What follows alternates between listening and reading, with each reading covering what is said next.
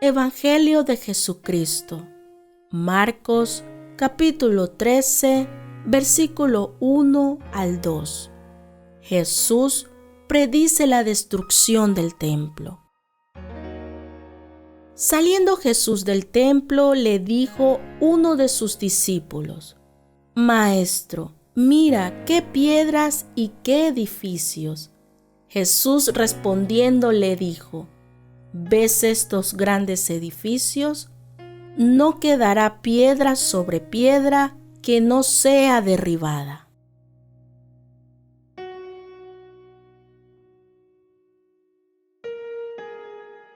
Cuando Jesús salía del templo y se iba definitivamente de Jerusalén, sus discípulos se detuvieron para mostrarle los edificios del templo con asombro. Jesús les responde: ¿Veis todo esto? De cierto os digo que no quedará aquí piedra sobre piedra que no sea derribada. Vemos que Jesús abandona el templo, pero no abandonó a sus discípulos. Cuando éste salió, ellos salieron con él. Bueno les es a todos los creyentes abandonar un lugar en donde ya no se encuentra la presencia de nuestro Señor Jesucristo. Sabemos por el capítulo anterior que Cristo les dijo a los escribas y fariseos: su casa será dejada.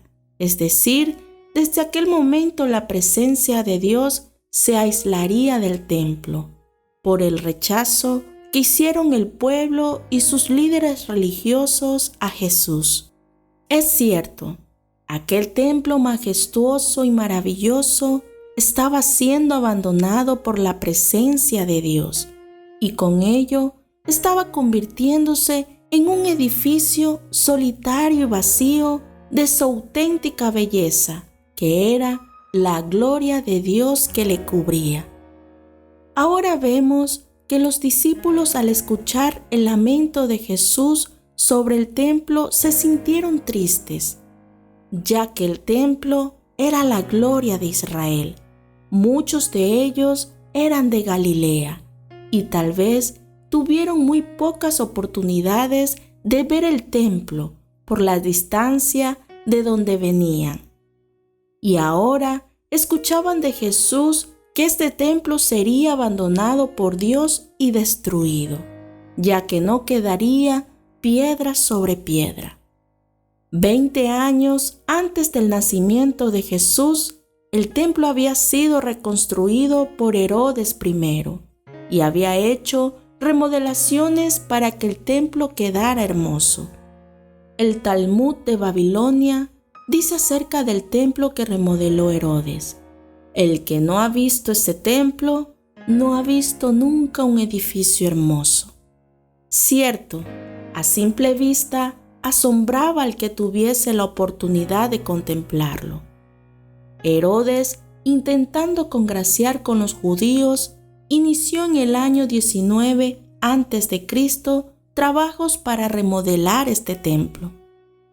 Ahora podemos entender por qué los discípulos estaban encantados con el edificio del templo y no esperaban otra cosa que también Jesús lo estuviera. Al ver aquel templo, sentían admiración. Aquí podemos ver cómo aún los hombres piadosos y justos que Dios ha escogido están propensos a enamorarse de la belleza exterior, y más aún cuando se trata de cosas de Dios. Deberíamos de tener cuidado de que nuestros sentimientos no se inclinen a ser atraídos por la pompa de este mundo y sus propuestas, porque aunque por un tiempo Dios rodeó con su gloria este templo, ya le estaba abandonando y no era más que un edificio destinado a la destrucción por los pecados que allí se cometieron. Esto es profundo cuando se discierne a la luz de una mente guiada por el Espíritu Santo, porque aunque los discípulos se sentían apegados a este templo, Jesús le veía como un lugar de sacrilegio y de pecado por la religiosidad que en él habitaba. Si pudiéramos ver con los ojos de Dios, no sobrevaloraríamos las cosas que dejaron de tener valor ante Dios. A nosotros los creyentes nos hace falta la mirada de Cristo para entender que es digno de recibir nuestra admiración. La destrucción del templo era inminente.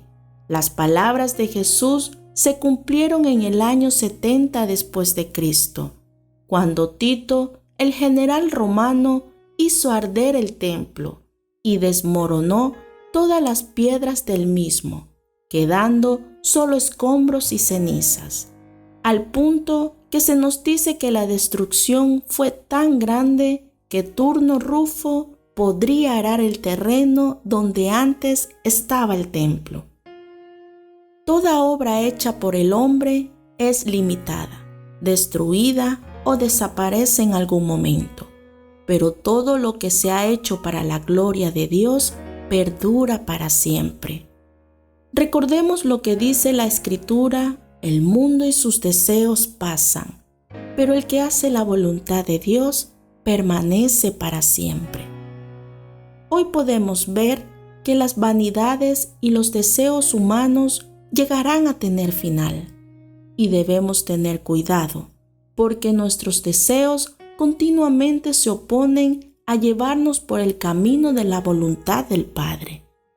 Nosotros, como buenos creyentes, busquemos cimentar nuestras emociones en la voluntad de Dios, en agradarlo, en amarlo y obedecerlo con una vida que sea una ofrenda para Él, porque de nada nos vale ganar el mundo si perdemos nuestra alma y nos alejamos de los brazos de nuestro Creador.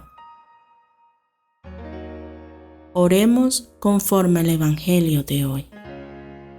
Padre Celestial, te damos tantas gracias por tu palabra, porque hoy nos enseñas como cada día con tu amor cómo deberíamos de valorar las cosas que tú valoras. Qué triste es que del templo se fuese tu presencia, porque esto nos quiere decir, Señor, que tú abandonaste ese lugar y no era más que un lugar solitario, vacío, triste, un lugar meramente humano, y aunque podía ser hermoso, ya tú, que eras su gloria, no le acompañabas. Hoy nos enseñas en esto, Señor, que cuando tú abandonas una vida, un ser humano, Señor, este se vuelve triste, vacío y solitario. Ayúdanos, Señor, para que nunca nuestra vida sea destruida por el pecado. Ten misericordia de nosotros y haznos entender, Señor, que debemos amarte, debemos servirte y adorarte en todo tiempo, para que tu presencia nunca nos abandone.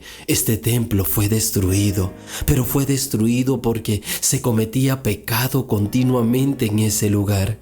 Era una blasfemia continua lo que se hacía en ese lugar. Ayúdanos para preservarnos en ti, para resguardarnos en todo momento, Señor, y ser una ofrenda agradable de olor grato delante de ti, para que tú no nos entregues al pecado y éste nos destruya. Hoy, Señor, simbolizando este mensaje, te pedimos humildemente, Señor, que nos ayudes a nunca apartarnos de ti y que nuestro corazón esté cimentado siempre en tu amor. Bendice a cada hermano y hermana que nos acompañan en este momento de oración, que sus vidas, sus corazones sean llenos en tu amor. Te pido todo esto, buen Dios, en el nombre poderoso y bendito de Cristo Jesús, que así sea. Amén y amén. Amados hermanos, no te olvides de activar la campanita de notificaciones para que no te pierdas ninguno de nuestros videos. Evangelio de Jesucristo, Marcos, capítulo 13, versículo 24 al 37. La venida del Hijo del Hombre. Pero en aquellos días, después de aquella tribulación, el sol se oscurecerá, y la luna no dará su resplandor, y las estrellas caerán del cielo, y las potencias que están en los cielos serán conmovidas. Entonces verán al Hijo del Hombre que vendrá en las nubes, con gran poder y gloria. y entonces enviará a sus ángeles y juntará a sus escogidos de los 4 vientos, desde el extremo de la tierra hasta el extremo del cielo. De la higuera aprended la parábola. Cuando ya su rama está tierna y brotan las hojas, sabéis que el verano está cerca. Así también vosotros, cuando veáis que sucedan estas cosas, conoced que está cerca a las puertas. De cierto os digo, que no pasará esta generación hasta que todo esto acontezca. El cielo y la tierra pasarán, pero mis palabras no pasarán. Pero de aquel día y de la hora nadie sabe, ni aun los ángeles que están en el cielo, ni el Hijo, sino el Padre. Mirad, velad y orad, porque no sabéis cuándo será el tiempo. Es como el hombre que yéndose lejos dejó su casa y dio autoridad a sus siervos y a cada uno su obra, y al portero mandó que velase. Velad pues, porque no sabéis cuándo vendrá el Señor de la casa, si al anochecer, o a la medianoche, o al canto del gallo, o a la mañana, para que cuando venga de repente no os halle durmiendo. Y lo que a vosotros digo, a todos lo digo, velad.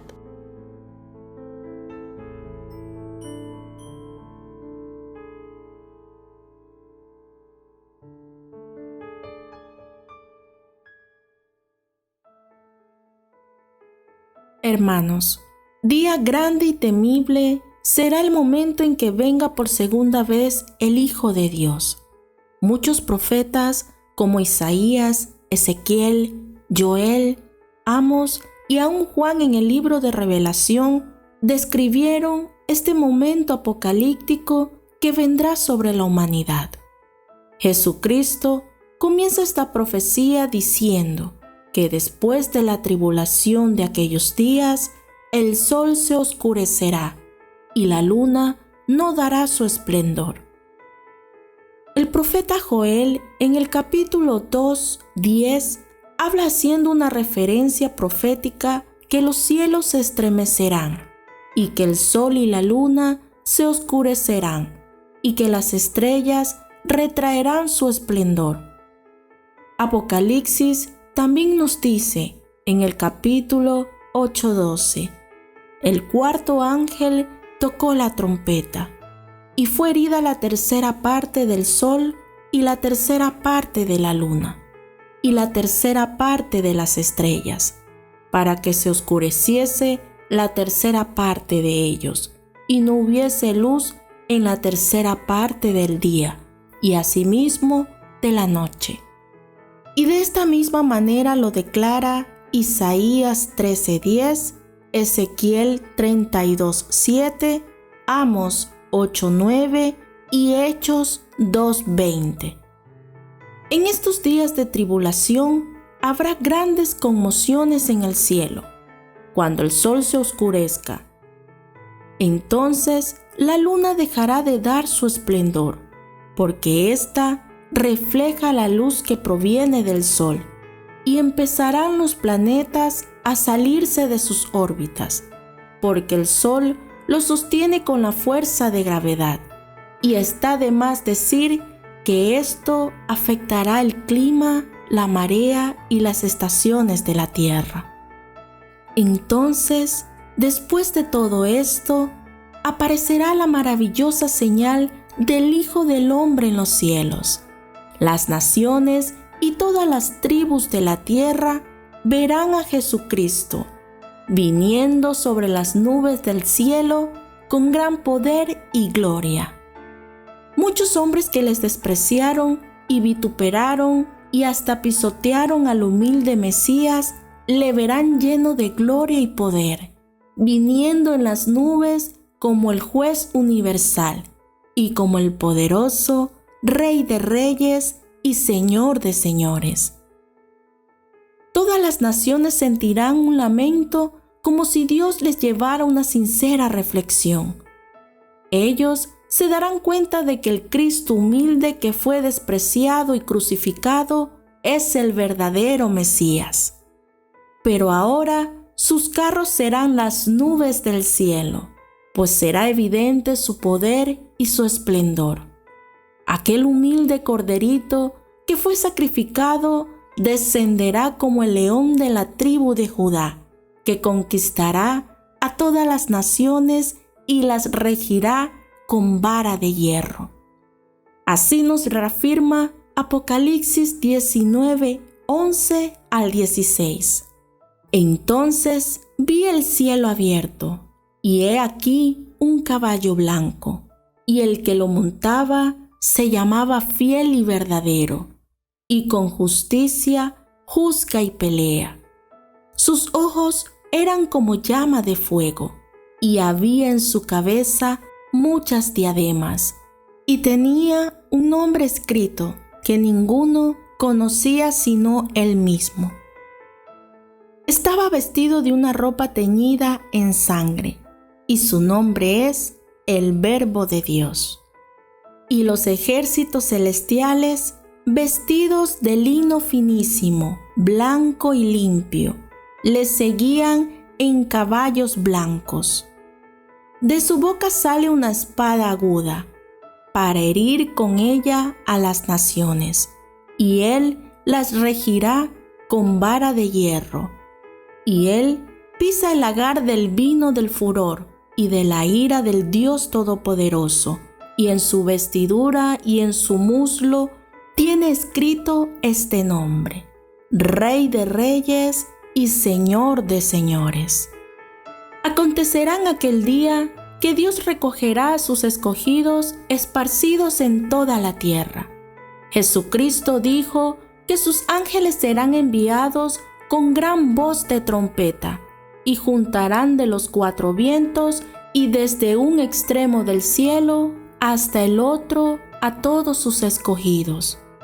¡Qué momento tan maravilloso para la humanidad! Pues todos los elegidos se juntarán para encontrarse con el Mesías y empezarán a disfrutar con él del glorioso reinado, porque los reinos del mundo vendrán a ser de nuestro Dios y de su Cristo, y los reinará por los siglos de los siglos. Jesús nos dice ahora la parábola de la higuera.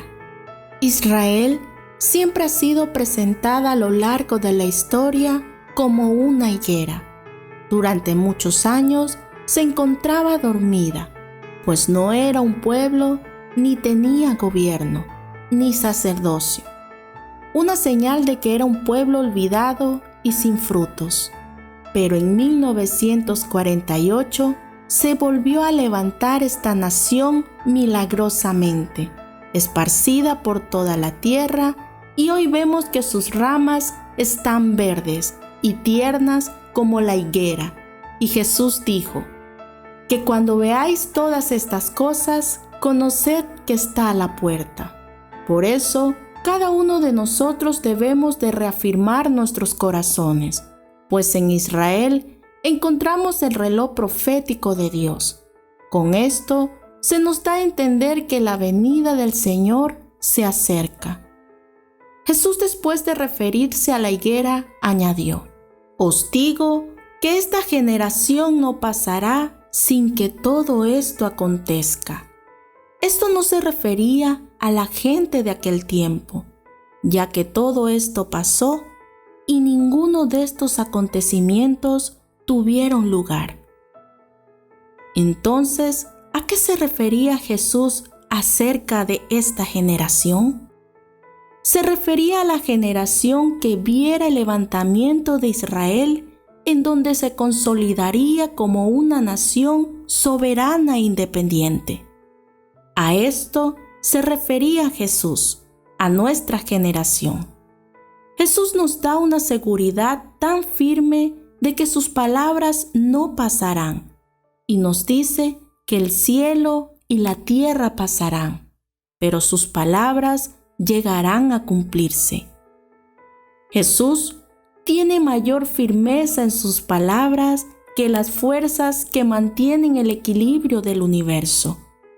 Y con esta reafirmación nos da a entender que todas las predicciones que Cristo nos dice no sufrirán jamás ninguna alteración. Todo llegará a tener un tiempo de cumplimiento.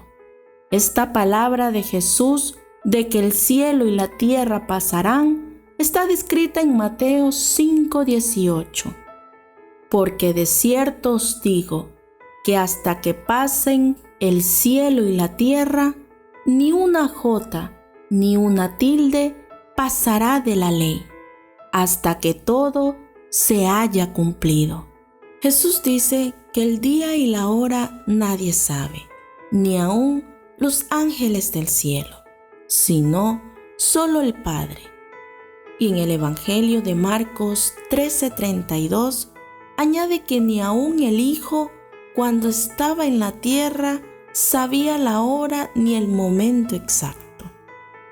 Los discípulos de Jesús deseaban en varias ocasiones saber ese momento, desde el comienzo de Mateo 24, cuando ellos hicieron esta pregunta: ¿cuándo serán estas cosas y cuál será la señal de tu venida?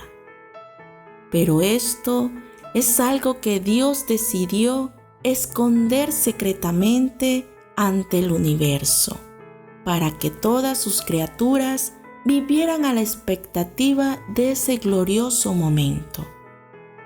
Jesús les responde lo siguiente a sus discípulos en el libro de Hechos 1:7. No os toca a vosotros saber los tiempos o las sazones que el Padre puso en su sola potestad, y en vez de esto les envió a velar, como dice Mateo 24:44. Por tanto, también vosotros estad preparados, porque el Hijo del Hombre vendrá a la hora que no pensáis. Ya con esto que aprendimos, nos basta para tener una clara advertencia y no creer en aquellos falsos profetas que se atrevan a dar un día, una hora o hasta un año específico. Solo los hombres que leemos cuidadosamente su palabra podemos entender por las profecías que cuando se levante la imagen idolátrica en el templo, nos aproximamos al día de la venida del Señor. Esta incertidumbre del día y la hora en que el Señor ha de venir sirve para mantener en vela a todos los creyentes, para que no nos veamos tentados en descuidar la tarea que Él nos encomendó, y también para que Satanás no engañe a los escogidos, porque algunos podrían llegar a pensar en pecar deliberadamente y justo al final se volvieran a Dios. Esta palabra para el mundo es desinterés y descuido, pero para los creyentes es un llamado a apercibirnos y vivir en sinceridad con Dios. Ahora vemos que Jesús hace una comparación con los días de Noé. La gente vivía segura y no tenía temor del mañana. Y a pesar de que Noé les predicó para que se arrepintieran y se salvaran, no decidieron creer. Génesis 6:5 dice que en aquel tiempo la maldad de los hombres era mucha en la tierra, y que todo designio de los pensamientos del corazón de ellos era de continuo solamente al mal, como lo es hoy en nuestros días. Los hombres, desde que se levantan, sus pensamientos son continuos a hacer el mal. De hecho, hay tanta perversidad en la actualidad como en los días de Noé, y la gente vive en una falsa seguridad.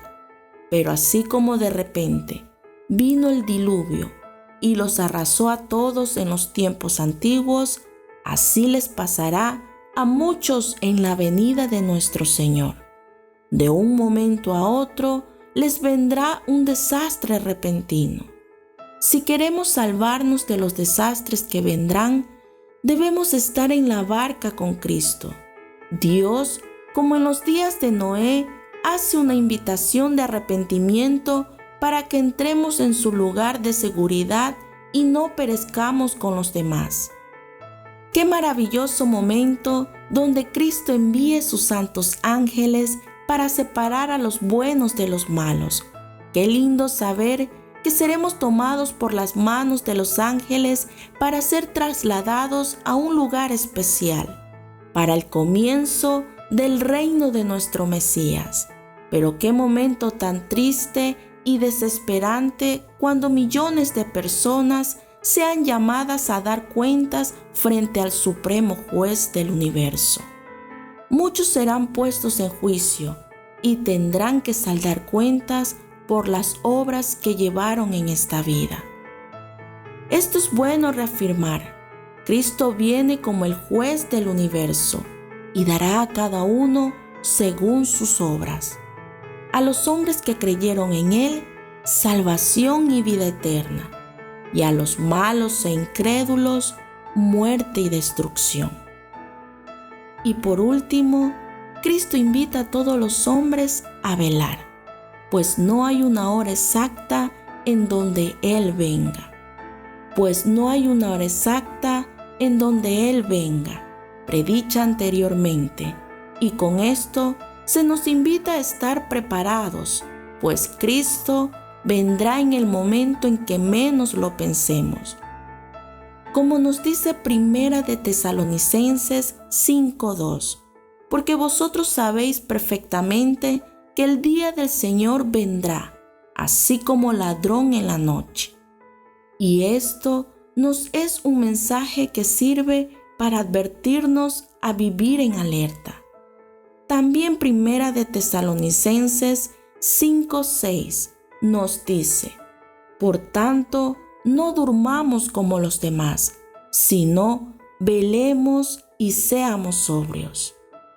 Dios quiere que vivamos en alerta, esperando con total consagración el glorioso momento de la venida de su Hijo. Oremos conforme al Evangelio de hoy. Padre maravilloso, eterno y fiel, estamos tan agradecidos por tu palabra.